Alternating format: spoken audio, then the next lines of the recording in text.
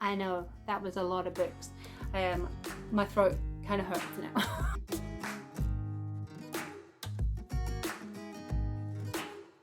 Hi and welcome to my channel. My name is Sarah and I love to talk about books.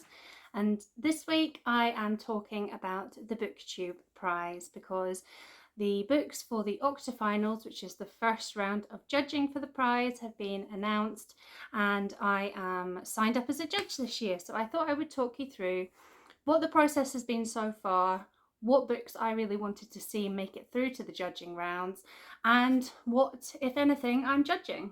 I was a judge last year, but unfortunately I was only able to judge 2 of the 4 judging rounds. I think it was the semi-finals and the finals that I managed to take part in, but this year I want to take part in all 4. So that's the octafinals, the quarterfinals, the semi-finals, and the finals. I really enjoyed the experience. I read some incredible books, particularly non-fiction books that I would not have picked up. And so I think this is a thing that I want to take part in most years, because it just expands my reading, and you already know that the books that are involved in it have been vetted to a certain extent, so you're pretty much guaranteed some good reads. The Booktube Prize is run by the incredible Robert Sheard. His channel is Bar to Whores and I will link it in the description. And this year there are 3 categories. So there's the usual fiction and non-fiction categories, but there's also been a new category added, that of translated fiction. Anyone can sign up to be a judge. You don't necessarily have to be a booktuber, although the sign-ups for 2022 are closed. But yeah, anyone can be a judge, and each category starts off as a pool of 40 books, and I think it's Robert that pulls this together from, I think it's like prize nominees, bestseller lists, things like that. Not totally sure. He has explained the process before, but whoosh, like very much in my life, it's gone out of my head. But all the books were released in 2021. And so each of the 3 categories has these lists of 40 books, and all the judges get the chance to vote for 20 out of each of those 40 books that they want to see move into the actual judging rounds. And then we have our starting lineup. Each category then gets split into groups of 6, with judges allocated a specific group to judge for that round. So if you're allocated a group, you have to read all 6 books in that group and rank them, and the top 3 from that group will then move on to the next round. And basically we continue on like that for 4 rounds, with the books fighting it out to see which will finally be awarded gold, silver or bronze in each of the 3 categories at the end. I'm not going to go through every book in every category. The official video does that, and again I will link that in the description. And if I was to go through all of them, it would take me about a year. But I thought I would see how my votes for the starting lineup compared to what got through, and I'll share a little bit about those books. Not in any depth, just a kind of elevator pitch of the books that I was hoping would get through. So we'll start off with fiction. 14 of my 20 books made it through to the octafinals, and those were Detransition Baby by Tori Peters, which everyone that I subscribe to has pretty much read and raved about. This is the story of what happens when a trans woman detransitions, breaks up with their girlfriend and gets their boss pregnant. Then we have Fight Night by Miriam Toews, which to me sounded like an interesting mother-daughter relationship story over 3 generations. Burnt Sugar by Avni Doshi, which I know some of the booktubers I watch have also loved. And this is another mother-daughter story, although in a different vein to Fight Night.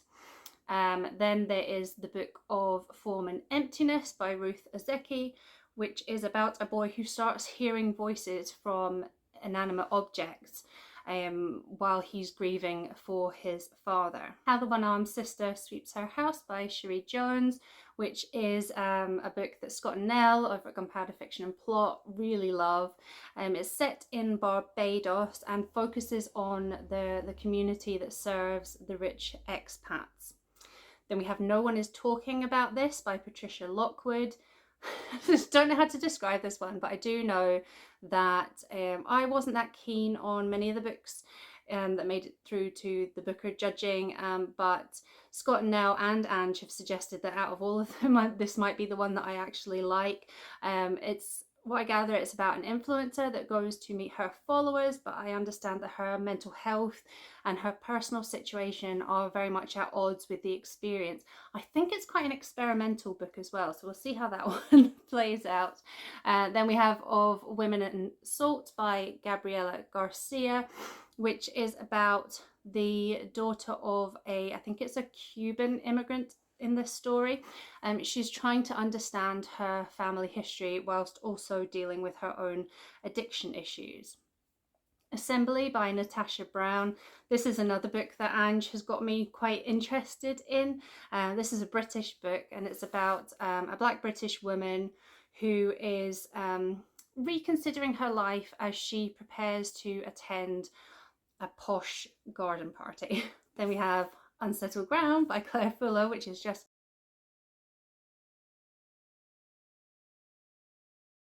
it's about two 50-year-old twins who have lived in abject poverty with their mother, and when she dies, they end up homeless and trying to understand some family secrets. Then we have The Trees by Percival Everett, which is about a series of murders in the American Deep South, where each body is accompanied by a second body, and this second body looks very much like Emmett Till, who was the 14-year-old boy who was horrifically lynched in the 1950s.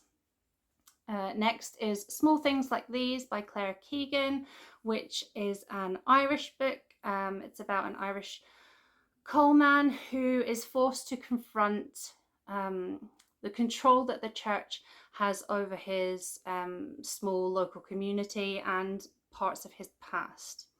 How Beautiful We Were by Mbola Mbue, which I read last year. It's about I think this one doesn't say which African country it's set in, but it's about the effects of a big, I think it's an oil, might be gas, conglomerate that is based in the area where this village is, and the ill effects of having that on the people of the village. Then I also voted for China Room by Sanjeev Sahota, which is kind of like a blind date arranged marriage where I don't think the blind part ever seems to end. I think it's three sisters that marry three brothers in the same ceremony, but the sisters don't know which brother they have married. And then I also voted for The Promise by Damien Galga, about the clashes between the younger generation and the older generation of some white South African people, particularly around the treatment of a member of the family staff. So obviously, like I said, Unsettled Ground and How Beautiful We were books that I had picked because I had read them and enjoyed them last year. All the other votes in my 20 were picked either on the strength of the premise or from what I had heard from other readers, which made them sound interesting and sound like books I would like to read. And there are also books that made the octafinals, which had just fallen outside of the 20 that I was able to vote for. So I'm actually kind of glad to see some of those get through as well. So which of these am I judging for the octafinals? None. So let's move on to non-fiction. And in this category, 16 of the 20 books that I wanted to get through have made it through to the octafinals. And these were all picked on the strength of their premise because I haven't read any of them previously. So first up is Crying in H Mart by Michelle Zorna, which Kim over at Bookmarks and Breadsticks had talked about last year, and it sounded really good. It's a memoir of growing up as a Korean American. Then we have Diary of a Young Naturalist by Dara McAnulty, who I think I saw one of the big booktubers talking about. I think it might have been Lauren in the Books, and it sounded really interesting. It's about autistic Dara, who wrote this over a year when he was 15, about the nature that surrounds him.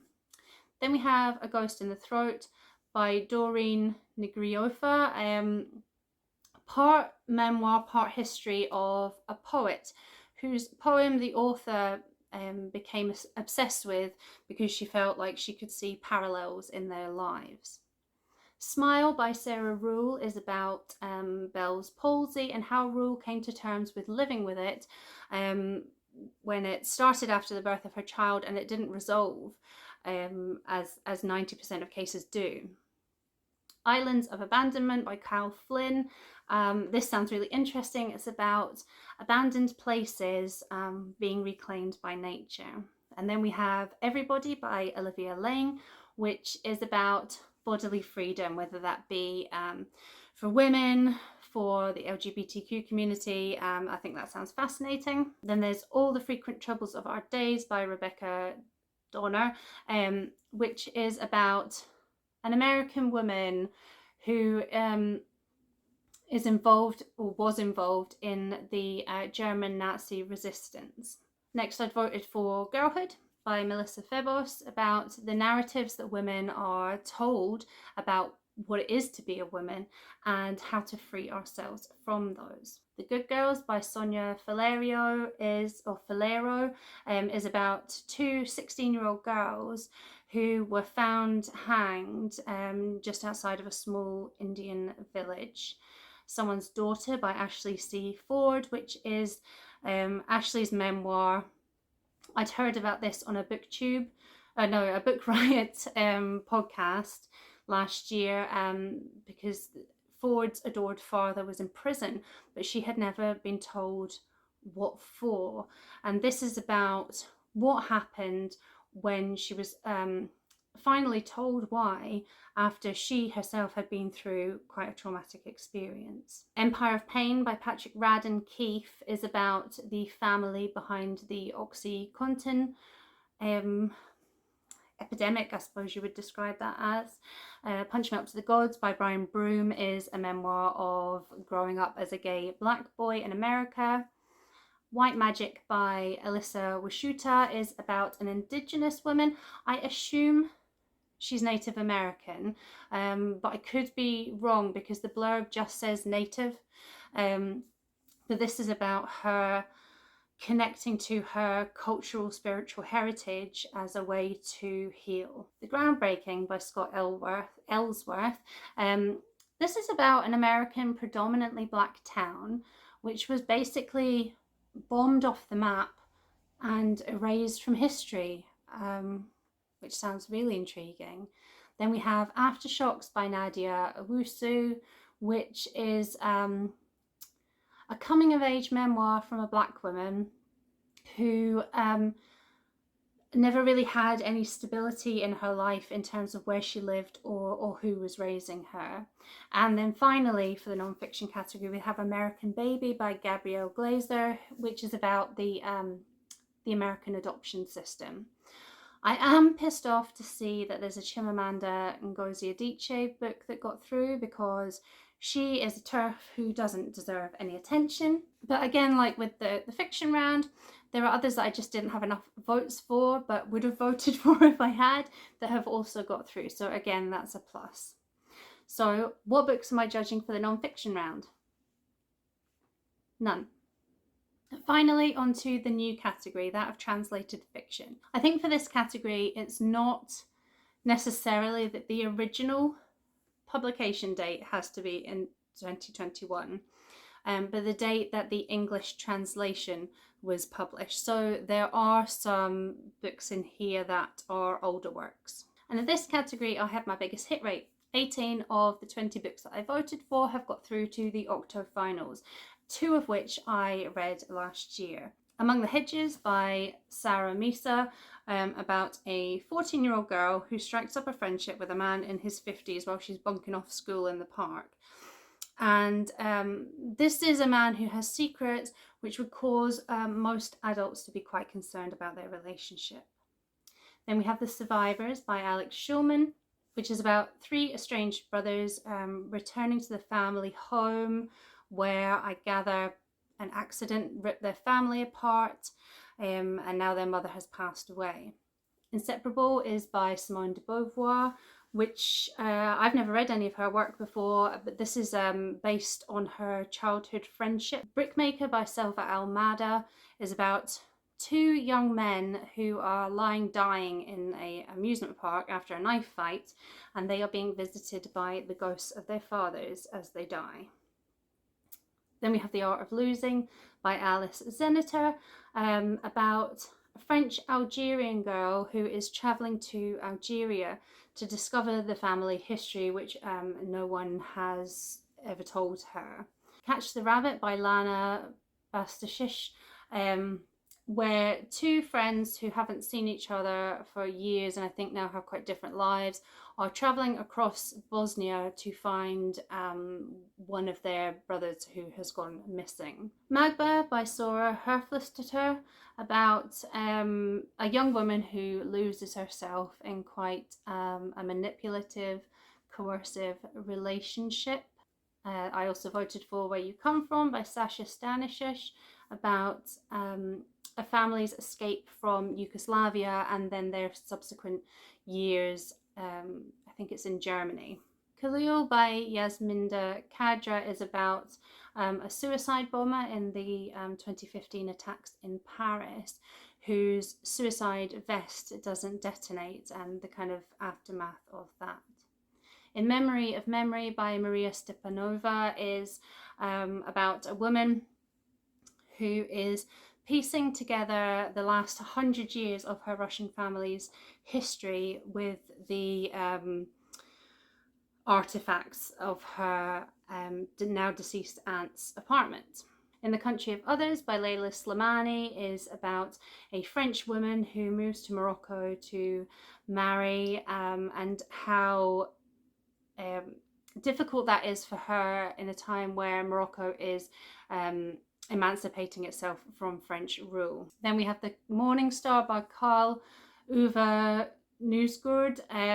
This is about the changes that happen in a group of characters' lives after a mysterious, unexplained light appears in the sky.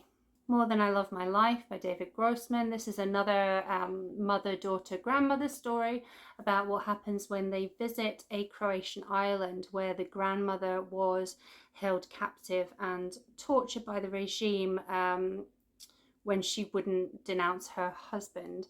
And during this trip, bitter secrets come out between all three of them. My Brilliant Life by Aaron Kim is about a teenage boy with an accelerated aging disorder. The Book of Mother by Violin Husman, I hope I pronounced that properly, is about a woman coping with her very extravagant, very glamorous, yet very, very difficult mother after her mother has had a breakdown. Then there is Goethe by Katarina Tushkova, about a woman who is expelled from Czechoslovakia following the Second World War because she's classed as an enemy of the state. Despite always living in Czechoslovakia because her father was German. There's No Such Thing as an Easy Job by Kikuku Sumura. I read this last year and really enjoyed it. It's about a woman who's experiencing burnout and so decides to look for a job where there is very little, mental challenges or basically work. And Trust by Domenico Stanone where like a couple, to solidify their relationship, they tell each other their most hidden, darkest secrets, but when they break up, this disclosure haunts one of them in particular. So which am I judging for the translated fiction round? None. Well, that's not strictly true. So I wasn't in the judges that were picked for the octafinals, but thankfully someone has dropped out and I've been given their place. So I am judging for the translated fiction category, which is really, really exciting, and I'll be judging Group F for this. But despite so many of my picks getting into the octafinal pool for the judging, I've actually managed to end up with a group where 5 of the 6 books were ones that I didn't vote for, and the one that I did is one that I've already read.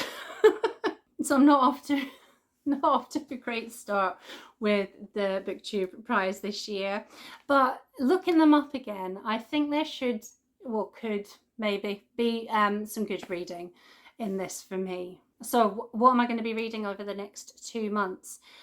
So the book in this group that I have already read is Kikiko Samura's There's No Such Thing as an Easy Job. And if I get time, I might reread that, but it's still very fresh in my mind. So I'll probably be okay with not rereading that one. And then the others are 3 o'clock in the morning by Gianrico Carafiglio, which is about a father and son who are not close, but who are forced to spend, I think it's a weekend, in close proximity together as they travel to Marseille for the son to receive treatment for his epilepsy. The Passenger by Ulrich Alexander Boschwitz is about a Jewish businessman fleeing from the Nazis. My Heart by Semesdin Mehemdinovich is about a 50-year-old writer reflecting following a heart attack on being a Bosnian War refugee. Then we've got The Apprenticeship or The Book of Pleasures by Clarice Lispector, which is a romance featuring a woman who has kept herself alone, I think following a heartbreak for many years, and her kind of re-entering the world of romantic relationships. And then there's The Republic of False Truths by Ala Al-Aswani, which is about the overthrow of Mubarak in Egypt. So it's a mixed bag, but I'm hoping to be pleasantly surprised. I'm not allowed to give my views on these books until the octafinals judging is over. So I will reserve some of the comments that I could make just now, and also my views as I'm reading the books until the results of this round are announced at the start of April. So watch this space, and I will do a video then wrapping them up and sharing what my rankings were. Are you taking part in the Booktube Prize this year? If you are, what group are you judging? What category are you judging? And if you've done a video with your reactions to the announcement for the octafinals round, please let me know and I'll go and check it out. And even if you aren't taking part in the judging, are there any books there that you think you might check out further? I know that was a lot of books. My throat kind of hurts now. But yeah, I think it sounds like there's a really, really great selection of books in the prize this year, and I'm excited to see how it plays out.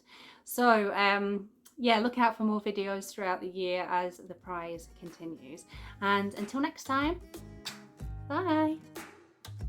Nagva, my Zora Herflester.